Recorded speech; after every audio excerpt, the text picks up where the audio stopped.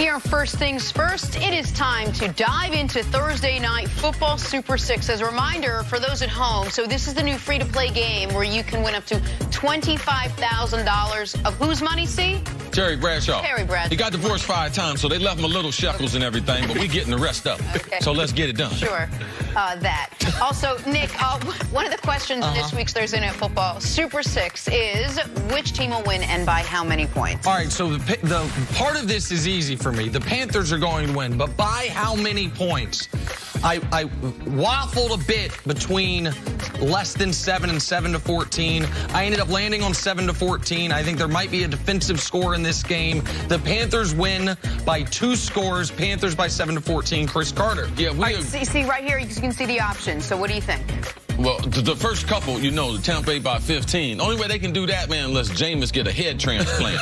Tampa Bay by 7-14, that's totally out the question. But in Thursday night in the divisional game, I'm a little concerned about Carolina in the short. They got embarrassed last week in not finishing that game strong. Right. But if you're supposed to be a playoff team, you should be able to finish and be able to get a score there against the Rams. I'm going with Carolina, but barely getting in that 7-14.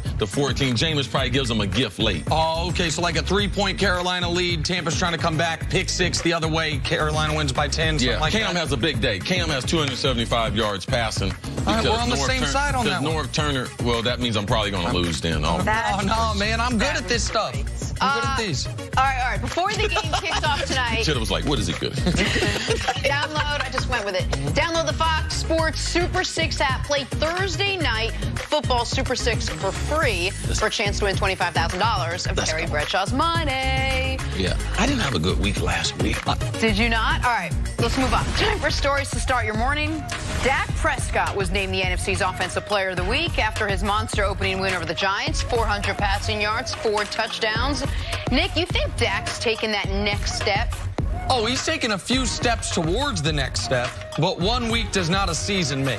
And I can't say that Dak has moved into that tier of elite franchise quarterbacks. Not yet. Now, I understand he was on the right track at the end of last season, and I think he played the best game he's played in over 2 years in week 1 of this season. But I question the competition, and I question if it's duplicable. But a great job by Dak. Just don't take a step backwards this week, C. Did they play like one of those directional schools? Did they play Southwest Louisiana last week? They did. Did they play a D3 school like Alabama or something? Yeah, known as the 2019 New York Giants defense. Correct. Man, this is the NFL, man. There's talented players everywhere. What else can Dak do for those who don't like Dak? Just do it again. There you go. Do it. He did it the last 8 games of the season. He did it in the playoffs, Jenna. Dak is already making strides. For those who just don't like him, they just want him to make a few more. I don't disagree. Great start last week with the passing game and his decision-making. All right, let's move on to Deshaun Watson. He almost led the Texans to a last-minute win over the Saints, but sadly, almost don't count in the NFL. His heroics led to some high praise from Hall of Famer Brett Favre. Favre said that Watson's got ice water in his veins. See, what do you think of what Favre had to say? No, Brett Favre is on this one. Brett Favre's got it right. Now, Deshaun Watson, what he has done, he's been special in high school. He was special in college. I got one of my college buddies, college coaching buddies. He texted me, dude had 1,000 yards against Alabama in 2 games. Because I talked about how good he was against Nick Saban. And under duress, even though he's been injured, you see him perform consistently week after week. I believe he's underrated as a quarterback, and ice and some other things in his vein, yes. Listen, he is on the very short list of quarterbacks who I would most want with the ball, down 4, minute and a half left, drive my team down the field. We've seen him, by the way, against the Patriots, his first season in that situation, and then the defense blew it. Last year, do you remember the game against Philly?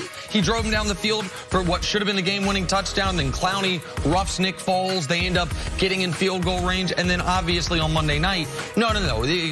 There is no... He left 37 seconds on the clock. Yeah, left him too much time. 37 seconds. No question. He's shown this. I don't know him back to high school, but I did see him in college play 2 of the greatest championship games I've ever seen. Yeah, I think he's from Carter, Georgia or something like that. All right, moving on to some news out of L.A. Phillip Rivers will be without his tight end, Hunter Henry. So Henry suffered a left knee injury and reportedly expected to miss 4 to 6 weeks.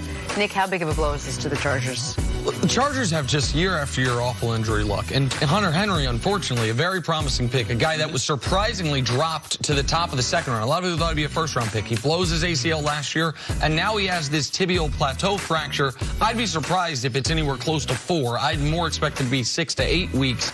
The Chargers, though, played last season without him, but I don't think Antonio Gates is walking through that door for them. So devastating for him personally and disappointing for the Chargers. Now his skill set, he's a tight end that can run. He can threaten the middle of the field. He's really a promising prospect, but he's injury prone. And you have guys in the league like that. They'll get him back, but it's hard to depend on that. These first 8 games of the season, as far as continuity with Phillip Rivers, were critical. And they have lost a number. No one's lost more top-flight players than the Chargers already. So I know they have one of the most talented rosters. This is something we must continue to watch. All right, moving on to the Eagles in Atlanta Sunday night to face the Falcons. Philly overcame a slow start to pick up a key divisional win last week over Washington. They know they can't do that again this week against the Falcons, even though slow starts became their theme last season. They ranked dead last in first quarter points in 2018. Their head coach, Doug Pederson, knows it and knows the test that lies ahead in the Atlanta Falcons. I mean, it's a solid defense. When you look at them, you know, that's why you can't go off for last week, because we know this defense. I mean, it's another good test for us offensively. It comes down to execution, how well we prepare this week. But this is a playoff caliber team with a playoff caliber defense.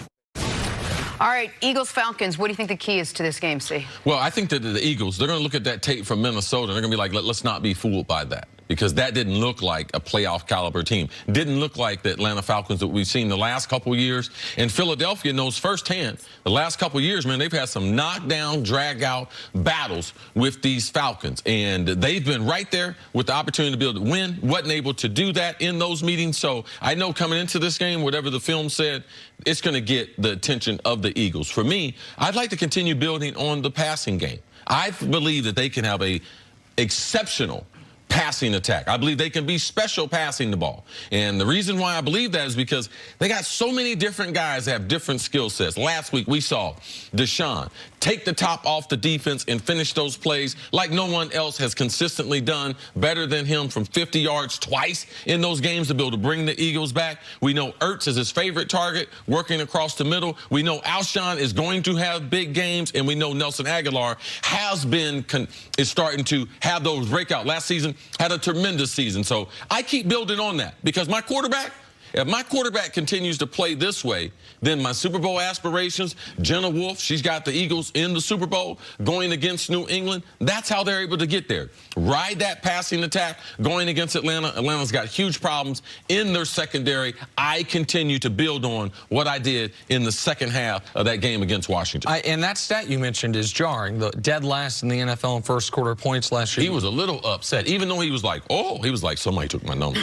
No, it's an important numbers, and you wouldn't expect that from a team with an offensive-minded head coach, a team where you would expect those first 15 plays to be scripted nearly to perfection. A guy who, by the way, he's a Andy Reid protege, right? Andy Reid makes his money in the first quarter year after year with those scripted sometimes plays. Spends it in fourth quarter. Absolutely, but the clock management, yeah, good thing he has something built up. But that is something for Philadelphia they need to address this season and in this game, because you were asking me a few minutes ago, what's it going to take for me to believe in Dak? Well, if Dak keeps playing anything close to that, I will believe in the Dallas Cowboys. And so if you're Philadelphia, man, even if you're right that they're a Super Bowl contender, the difference between winning that division at 12-4 and coming in second at 11-5, if Dallas is as good as they look in week 1, is the difference between potentially having a bye and going all the way to the 5 seed as a wild card. So a game like this against a desperate Falcons team every game becomes a critical juncture of their season,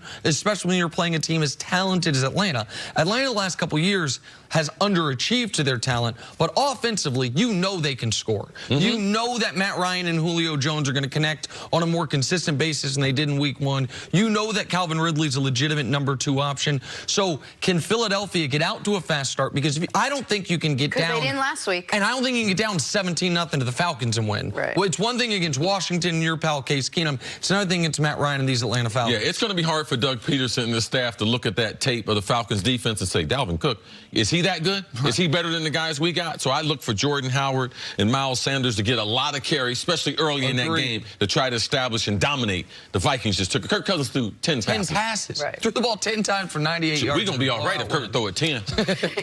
Coming up, the newest chief in awe of the Kansas City offense. That's next on First Things First. The offense, the city, the fountains, the barbecue.